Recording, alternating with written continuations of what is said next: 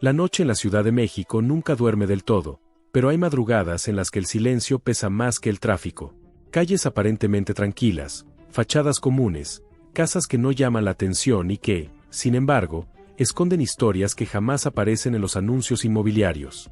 En una de esas colonias donde la gente baja la voz después de las 10 y mira 2 veces antes de abrir la puerta, comenzó uno de los operativos más delicados y menos visibles de los últimos meses.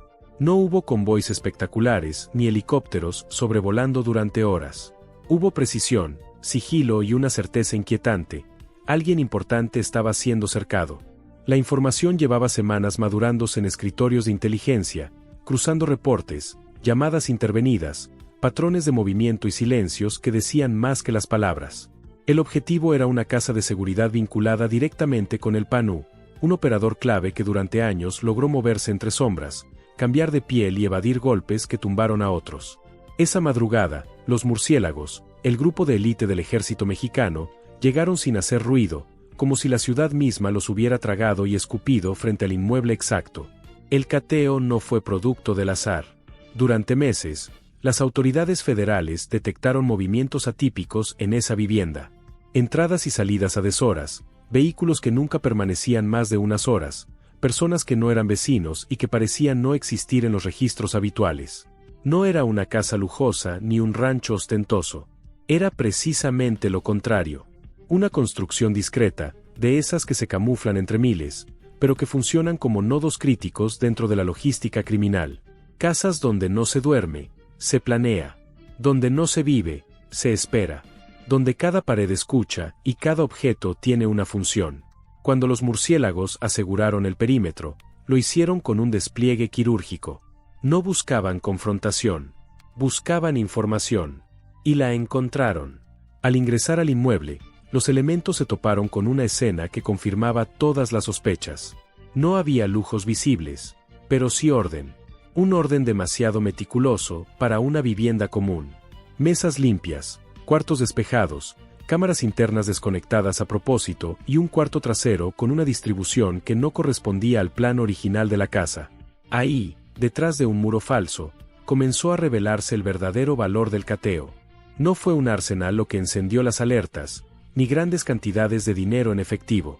Fue papel, mapas, documentos, diagramas, croquis detallados de rutas de escape en la Ciudad de México, marcados con códigos, colores y referencias que solo alguien con profundo conocimiento del terreno urbano podría haber elaborado. Los mapas no eran simples impresiones de Internet. Eran trazos personalizados que incluían avenidas principales, calles secundarias, accesos rápidos, pasos subterráneos y puntos de dispersión. Algunos señalaban estaciones del metro, otros entradas a drenajes pluviales, otros más marcaban zonas de alto tráfico donde una persecución se diluiría entre cientos de vehículos. Había rutas pensadas para la mañana, otras para la noche y algunas etiquetadas como contingencia. ¿Te imaginas el nivel de planeación que implica conocer así una ciudad de más de 20 millones de habitantes? ¿Cuántas veces se recorrieron esas rutas antes de quedar plasmadas en papel? Esa es una pregunta que las autoridades también se están haciendo. Junto a los mapas, se aseguraron teléfonos, dispositivos electrónicos, libretas con anotaciones cifradas y listas de nombres abreviados. Todo apunta a que esta casa funcionaba como centro de planeación para la evasión, no solo de El PANU, sino de otros operadores que podrían haber usado el mismo esquema. Porque cuando una ruta funciona, se replica. Y cuando una casa se mantiene segura durante años, se convierte en modelo. El hallazgo de estos mapas cambia la lectura del nivel de amenaza. Ya no se trata solo de un operador escondiéndose, sino de una estructura que anticipa escenarios, respuestas y movimientos del Estado. El PANU no es un nombre nuevo para los analistas. Su historial lo coloca como un engranaje importante dentro de redes más amplias, capaz de coordinar logística, mover recursos y establecer enlaces sin exponerse directamente. Su fortaleza siempre fue el bajo perfil. No fiestas, no excesos públicos, no redes sociales. Pero eso no significa ausencia de poder. Al contrario, el verdadero poder rara vez hace ruido. Y esta casa de seguridad era prueba de ello. Cada elemento dentro del inmueble parecía pensado para desaparecer en minutos. Cajones vacíos listos para recibir documentos, mochilas preparadas, ropa sin marcas, todo diseñado para huir, no para resistir. Mientras el cateo avanzaba, los equipos de inteligencia comenzaron a cruzar los mapas asegurados con eventos pasados. Movimientos sospechosos, operativos fallidos, persecuciones que terminaron en callejones sin salida. Algunas coincidencias resultaron inquietantes. Rutas que ya habían sido usadas. Zonas donde objetivos lograron escapar por segundos. ¿Casualidad? ¿O parte de este mismo sistema? Ahí es donde la historia deja de ser solo un cateo y se convierte en una radiografía del crimen urbano moderno. Un crimen que ya no se esconde en la sierra, sino que se mimetiza con la ciudad, aprende sus ritmos y utiliza su caos como escudo. En paralelo, fuentes cercanas a la investigación confirmaron que esta casa estaba activa hasta pocos días antes del operativo. No fue abandonada hace meses. Fue usada recientemente. Eso abre una ventana temporal crítica. Significa que el PANU o alguien de su círculo cercano estuvo ahí, revisó esos mapas, planeó rutas y quizá escapó apenas con horas de ventaja. Aquí es donde vale la pena detenerse un segundo y preguntarte algo. Si tú supieras que te están siguiendo, que el cerco se cierra, ¿confiarías en una sola ruta de escape o tendrías 10? Porque eso es lo que reflejan estos documentos. No improvisación. Preparación. Suscríbete si te gusta el video. La reacción de las autoridades fue inmediata, pero contenida. No hubo comunicados triunfalistas ni declaraciones apresuradas. Porque cuando se tocan estructuras de evasión, el mensaje es claro: alguien todavía está en movimiento. Por eso, tras el cateo, se reforzó la vigilancia en zonas estratégicas de la capital. No retenes visibles, sino presencia discreta. Ojos donde nadie los espera. La ciudad, sin saberlo, se convirtió en un tablero de ajedrez donde cada movimiento cuenta. Y en ese tablero, el PANU ya no tiene la ventaja del anonimato absoluto. Los mapas también revelaron algo más. La preferencia por zonas específicas para ocultamiento temporal. Colonias de clase media, con alta densidad poblacional, donde una cara más no llama la atención. Lugares con múltiples salidas, transporte público cercano y comercios abiertos hasta tarde. Todo pensado para diluirse. Esto confirma una tendencia que los especialistas vienen señalando desde hace años. El crimen organizado ya no huye al monte, se esconde a plena vista. Y eso, para las autoridades, representa uno de los mayores desafíos.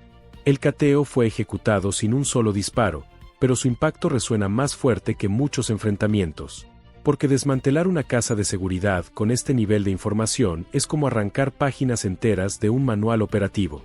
No se trata solo de decomisos, sino de conocimiento. Cada mapa ahora en manos del Estado es una ruta menos para escapar. Cada anotación es una pista. Cada código, una puerta que puede abrirse hacia algo más grande. Y aquí es donde la historia se expande. Investigadores ya analizan si estas rutas de escape están vinculadas con otros casos recientes. Movimientos de operadores que parecían desaparecer, cambios súbitos de ubicación, llamadas cortadas en momentos clave. Todo está sobre la mesa. Y aunque oficialmente no se ha confirmado una orden de captura inmediata contra el PANU derivada de este cateo, el mensaje es evidente. El margen se reduce, el cerco se estrecha, y la ciudad, con toda su complejidad, empieza a jugar en contra de quien la usó como refugio. Ahora dime tú, ¿crees que alguien con este nivel de planeación confía solo en una casa de seguridad? ¿O estamos viendo apenas la punta de una red mucho más amplia? Porque si algo ha quedado claro, es que estas estructuras no operan solas.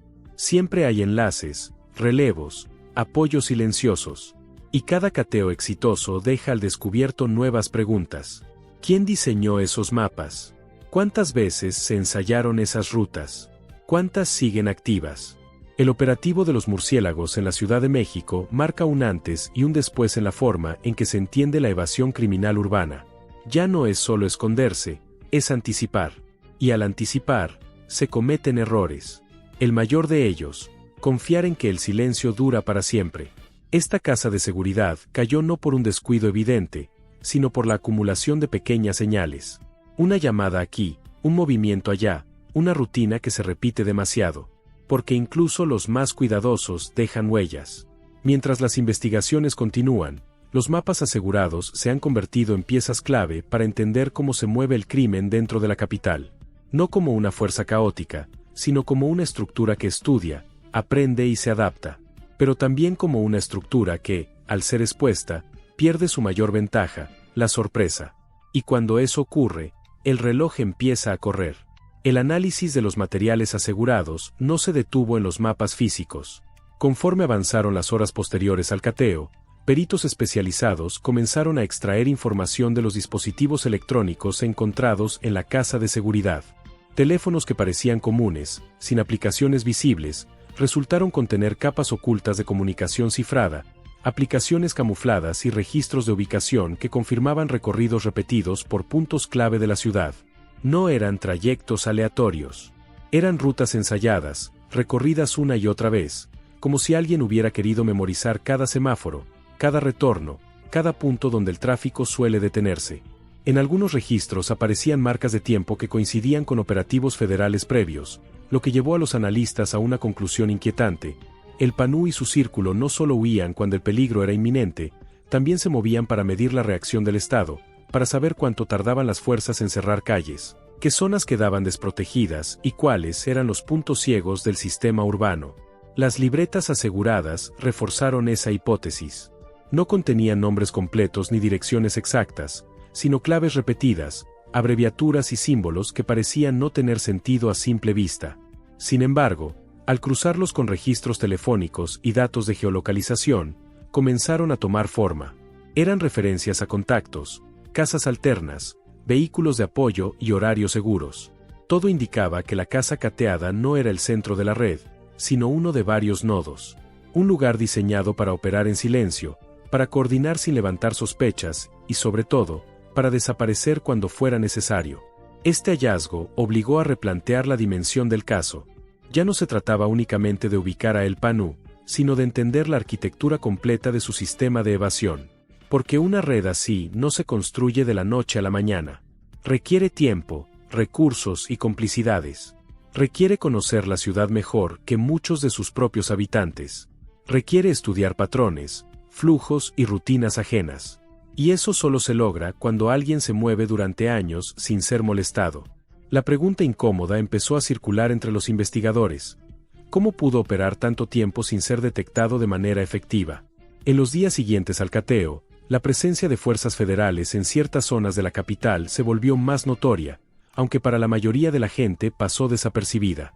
Patrullajes discretos, vehículos sin insignias, agentes que parecían transeúntes más. No se buscaba generar alarma, sino observar, porque cuando una estructura criminal es golpeada, la reacción no siempre es inmediata. A veces viene en forma de ajustes silenciosos, cambios de rutina, llamadas breves y movimientos mínimos que solo un ojo entrenado puede detectar. Y eso fue exactamente lo que se comenzó a registrar. Pequeños desplazamientos, contactos que cortaron comunicación de golpe, casas que quedaron vacías de un día para otro. La figura de El PANU empezó a adquirir un peso distinto dentro de la narrativa de seguridad. No como un personaje mediático, sino como un operador que representa una forma moderna de criminalidad. Una que entiende que la fuerza bruta ya no es suficiente, que la verdadera ventaja está en la información y en la capacidad de anticiparse. Los mapas de escape encontrados son la prueba más clara de ello. No eran rutas improvisadas para huir en un momento de pánico. Eran planes detallados, pensados para escenarios específicos, con variables consideradas y alternativas listas. Y aquí es donde la historia se vuelve aún más inquietante. Algunos de los documentos asegurados hacían referencia a fechas futuras, a eventos públicos, a concentraciones masivas de personas. No como objetivos directos, sino como oportunidades para diluirse. Ferias, conciertos, partidos, marchas. Momentos en los que la ciudad se vuelve caótica por naturaleza. Momentos perfectos para desaparecer. Esto llevó a las autoridades a reforzar la vigilancia en eventos programados, no para cancelarlos, sino para evitar que fueran utilizados como cortinas de humo. La ciudad seguía con su vida normal, pero debajo de esa normalidad se libraba una partida silenciosa.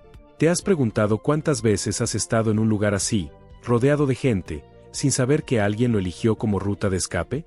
Es una idea incómoda, pero real, porque el crimen organizado ya no opera solo desde la violencia visible, sino desde la infiltración cotidiana, desde el anonimato.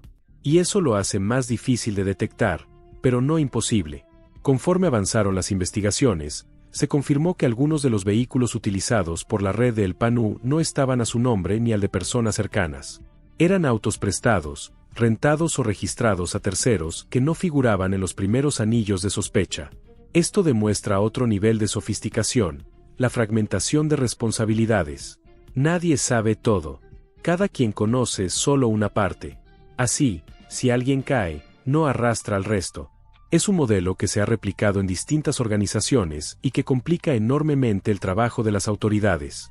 Sin embargo, el cateo de la casa de seguridad rompió ese equilibrio, porque al centralizar información, al reunir mapas, claves y dispositivos en un solo lugar, la red dejó una huella clara.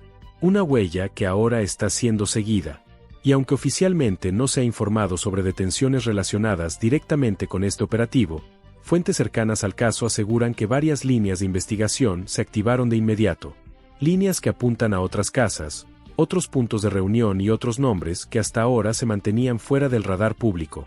La Ciudad de México, con toda su complejidad, se convirtió en el escenario principal de esta historia. Una ciudad que lo absorbe todo, que esconde tanto como muestra. Donde una casa puede ser hogar de una familia o centro de planeación criminal sin que nadie lo note. Y eso plantea una reflexión inevitable. ¿Cuántas casas más funcionan así en silencio?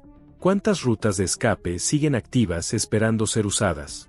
No es paranoia, es la realidad de una urbe que convive diariamente con múltiples capas de legalidad e ilegalidad. El caso de El Panú también ha puesto sobre la mesa el debate sobre la efectividad de los golpes silenciosos frente a los operativos espectaculares. Porque este cateo, sin un solo disparo, logró más que muchos enfrentamientos armados.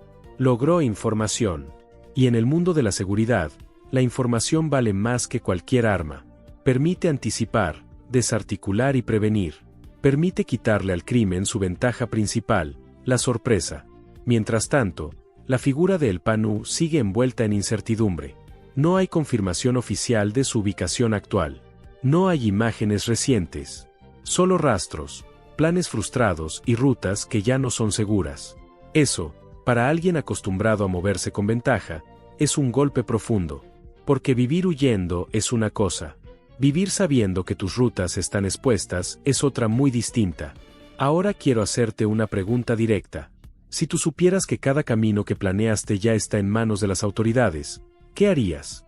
¿Cambiarías de ciudad? ¿Buscarías nuevos aliados? ¿O cometerías el error de confiar en que aún tienes tiempo? Esa decisión, en muchos casos, marca la diferencia entre escapar una vez más o caer definitivamente. A medida que el expediente crecía, también lo hacía la presión interna dentro de las propias estructuras criminales. Golpes como este no solo afectan a quien es el objetivo principal, sino que generan desconfianza, paranoia y rupturas internas. Cuando una casa de seguridad cae sin previo aviso, la primera pregunta que surge no es quién la descubrió, sino quién habló. Y esa duda suele ser más destructiva que cualquier operativo armado. Fuentes cercanas a la investigación señalaron que, tras el cateo, comenzaron a registrarse movimientos erráticos entre personas vinculadas indirectamente a El Panú. Cambios repentinos de teléfono, cancelación de reuniones previamente acordadas, silencios prolongados de contactos que antes eran constantes. Todo indicaba que la red estaba en modo defensivo, intentando reorganizarse sin saber exactamente qué tanto había sido comprometido. Los analistas de inteligencia identificaron un patrón recurrente en este tipo de casos. Cuando una estructura de evasión es expuesta, los operadores tienden a cometer errores por exceso de precaución. Se mueven demasiado, cambian rutinas de forma brusca, recurren a contactos no habituales. Y en ese proceso dejan rastros. El cateo en la casa de seguridad no solo reveló mapas físicos, también abrió una ventana psicológica al funcionamiento interno de la red. Mostró una obsesión por el control, por anticipar todos los escenarios posibles, pero también evidenció una dependencia peligrosa de ciertos puntos y personas clave. Uno de los elementos más reveladores fue la ausencia total de objetos personales en la vivienda. No había fotografías, ropa usada, artículos cotidianos que indiquen permanencia. Eso confirmó que nadie vivía ahí de forma continua. Era un espacio de paso, un refugio temporal diseñado para no dejar huella emocional. Un lugar donde nadie se quedaba el tiempo suficiente como para sentirse seguro. Y paradójicamente, Esa misma frialdad operativa fue lo que levantó sospechas desde un inicio, porque en una ciudad donde la vida deja marcas, la ausencia total de ellas también llama la atención. Conforme se profundizó en el análisis de los mapas, surgió otro detalle inquietante. Algunas rutas no solo estaban pensadas para huir, sino para observar. Incluían puntos elevados, puentes peatonales, estacionamientos altos desde donde se podía vigilar movimientos sin ser detectado. Esto sugiere que la red no solo reaccionaba ante el peligro, también monitoreaba activamente la actividad de las autoridades. No esperaban a que el cerco se cerrara, lo medían. Esa capacidad de observación constante es una de las razones por las que operadores como el PANU logran mantenerse activos durante tanto tiempo. En reuniones internas, las autoridades comenzaron a hablar del caso como un ejemplo claro de la evolución del crimen organizado en entornos urbanos. Ya no se trata únicamente de esconderse o corromper, sino de comprender el funcionamiento de la ciudad como un organismo vivo. Tráfico, horarios, rutinas laborales, eventos sociales, todo se convierte en variable. Y quien logra dominar esas variables obtiene una ventaja significativa. Sin embargo, esa misma complejidad juega en contra cuando una pieza se mueve fuera de lugar. Y eso fue exactamente lo que ocurrió con esta casa de seguridad. A nivel operativo, el cateo permitió establecer nuevas hipótesis sobre el papel específico de El PANU. Ya no solo como operador logístico, sino como coordinador de evasión. Alguien que no necesariamente ejecuta, pero que diseña las salidas. Y en el mundo criminal, quien controla las salidas controla la supervivencia. Por eso, el hallazgo de estos mapas no es menor. Es un golpe directo a la capacidad de escape, a la sensación de invulnerabilidad que se construye con el tiempo. Mientras tanto, en la ciudad, la vida seguía su curso. Personas subiendo al metro, autos atrapados en el tráfico, vendedores ambulantes ofreciendo lo de siempre. Nadie imaginaba que algunas de esas calles, tan cotidianas, formaban parte de planes cuidadosamente trazados para desaparecer. Esa es quizá la parte más inquietante de toda esta historia. La normalidad como disfraz perfecto. Y ahí es donde el Estado enfrenta uno de sus mayores retos, como detectar lo invisible sin alterar la vida de millones. En los días posteriores, comenzaron a surgir versiones sobre posibles disputas internas derivadas del cateo. Cuando una estructura cae, alguien suele pagar el precio. Ajustes silenciosos, castigos ejemplares, mensajes internos que nunca salen a la luz pública. Aunque no hay confirmación oficial, especialistas coinciden en que este tipo de golpes generan fracturas que pueden tardar meses en sanar, si es que sanan. Porque la confianza, una vez rota, rara vez se reconstruye por completo. El nombre de El PANU empezó a circular con más fuerza en círculos cerrados, no en medios. Eso, para quienes conocen el terreno, es una señal clara de que algo se mueve. Cuando un operador deja de ser invisible y se convierte en tema recurrente de análisis, su margen de maniobra se reduce. Cada contacto se vuelve riesgo, cada traslado una apuesta. Y aunque el crimen organizado suele adaptarse con rapidez, no todos logran hacerlo al mismo ritmo. La investigación sigue abierta y las autoridades mantienen bajo reserva muchos de los detalles. No por falta de información, sino por estrategia. Porque revelar demasiado pronto lo que se sabe puede alertar a quienes aún están en movimiento. Y en este caso, todo apunta a que hay más piezas por caer. Más casas, más rutas, más nombres que hasta ahora solo existen en documentos cifrados y conversaciones a media voz.